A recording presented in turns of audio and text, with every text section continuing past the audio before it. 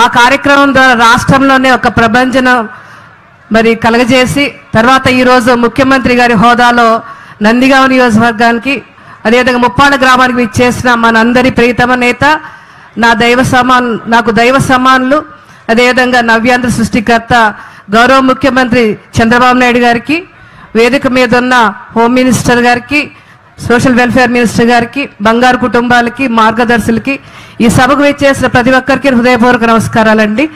ముందుగా జగజీవన్ రావు గారికి మనస్ఫూర్తిగా నేను ప్రగాఢ నివాళి అర్పిస్తున్నాను. రాజ్యాంగాన్ని అంబేద్కర్ గారు రచిస్తే దాన్ని అమలు పరిచింది జగజీవన్ రావు గారు. సంఘంలోని అసమానత తొలగించాలని, దళితులకు ఉన్నత స్థాయి కలిగించాలని అనేక పోరాటాలు చేసిన మహానేత మరి జగజీవన్ రావు గారు.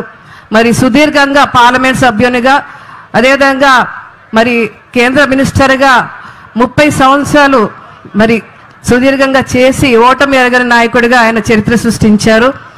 అదేవిధంగా పేదరికంపై పోరాటం చేసిన పార్టీ ఏదన్నా ఉందన్న ఈ రాష్ట్రంలో అది తెలుగుదేశం పార్టీ, తెలుగుదేశం ప్రభుత్వం అండి. ఆ రోజుల్లో మరి ప్రతి పేదవాడికి గుడ్డ ఇవ్వాలని చెప్పి ఆనాటి ముఖ్యమంత్రి ఎన్టీ రామారావు గారు మరి రాజకీయాల్లోనే ఒక చరిత్ర సృష్టించారు. మరి ఈనాటి మరి దళిత ఆరాధ్య దైవమైన నారా చంద్రబాబు నాయుడు గారు ఒక అడుగు ముందుకేసి మరి దళితులకు ఏ విధంగా సమున్నతి కల్పించారో మనందరూ తెలుసు. ముఖ్యంగా చట్టసభల్లో సమున్నతమైన స్థానం, అక్కడ పార్లమెంట్లో లోక్సభ స్పీకర్గా బాలయోగ్ గారిని, మరి అసెంబ్లీ స్పీకర్గా ప్రతిభా భారతి గారిని ఏ విధంగా ఉన్న స్థానంలో ఉంచారో మనందరూ తెలుసు. అదేవిధంగా దళిత వాడలు బాగుపడాలని అక్కడ సిమెంట్ రోడ్లు, లైట్లు, ఇళ్ళు, అదేవిధంగా అన్ని సౌకర్యాలు కల్పించాలని మరి వేలాది కోట్లు సప్లాన్ ద్వారా ఖర్చు చేశారు.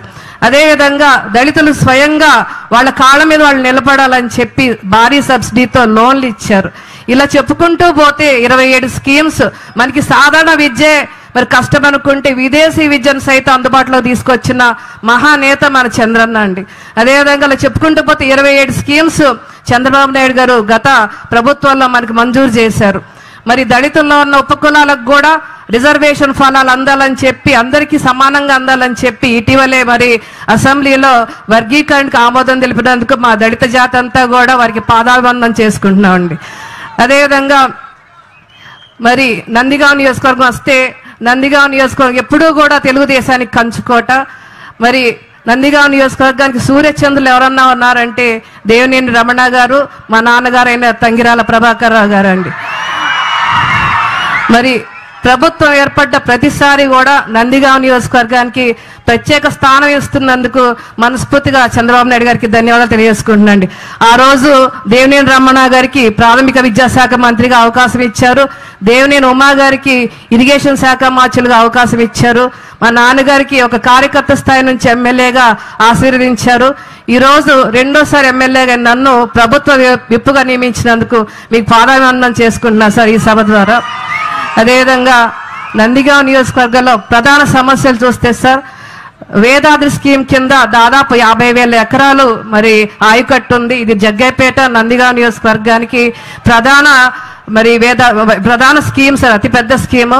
ఇది గతంలో మన గవర్నమెంట్ లో ఉన్నప్పుడు ఆ రోజు ఇరిగేషన్ మినిస్టర్ గారు పాడైపోయిన బోర్ల కోసం 5 కోట్లు కేటాయించారు. కానీ గత 5 సంవత్సరాలు పాలకుల మరి విధ్వంస పరిపాలనతో పూర్తిగా పాడైపోయి స్కీమ్ అంతా కూడా పక్కన పడేశారు సార్. తప్పకుండా ఆ స్కీమ్ని మళ్ళీ ఉపయోగంలోకి తీసుకురావాలని దాదాపు 12 కోట్లు ఎస్టిమేషన్ అయ్యింది సార్. తప్పకుండా అది మీరు మంజూరు చేయాల్సిందిగా ఈ సభ ద్వారా మిమ్మల్ని కోరుతున్నారు సార్. అదేవిధంగా చందలపాడు రాజధానికి అనుసంధానంగా చేసే ఏటూరు మోగులూరు కాజ్వే కూడా తప్పకుండా మీరు మంజూరు చేయాల్సిందిగా కోరుతున్నారు సార్.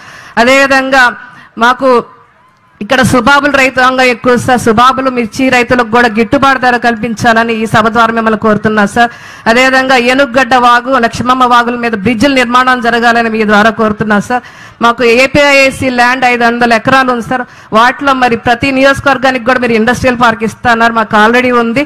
పరిశ్రమలు తీసుకొచ్చేందుకు ప్రభుత్వం మాకు సహకారం అందజేయాలని మీ ద్వారా కోరుతున్నాను సార్. అదేవిధంగా మరి గడిచిన 9 నెలల్లోనే నందిగామ నియోజకవర్గంలో దాదాపు మీ ద్వారా 100 కోట్ల అభివృద్ధి జరిగింది సార్. మరి డివిఆర్ రమణ గారి హాస్పిటల్ 50 పడకల నుంచి 100 పడకల వరకు మరి అప్గ్రేడ్ చేసినందుకు మీకు మనస్ఫూర్తిగా ధన్యవాదాలు తెలియజేసుకుంటున్నా సార్. అదేవిధంగా పక్కన మేము మున్నేటి పక్కన కృష్ణానది పక్కన ఉన్నా కూడా నందిగాం పట్టణ త్రాగునీటి సమస్య నుంచి పరిష్కరించేందుకు మరి దాదాపు 89 కోట్లతో మీరు మంచినీటి ప్రాజెక్ట్ ఇచ్చినందుకు మీకు మనస్ఫూర్తిగా ఈ సభ ద్వారా ధన్యవాదాలు తెలియజేసుకుంటున్నాం సార్. చివరిగా మరి ఈ సభకు ఆతిథ్యం ఇచ్చిన ముప్పాళ్ళ గ్రామం మరి తెలుగుదేశానికి కంచుకోట సార్. మొన్న దాదాపు 16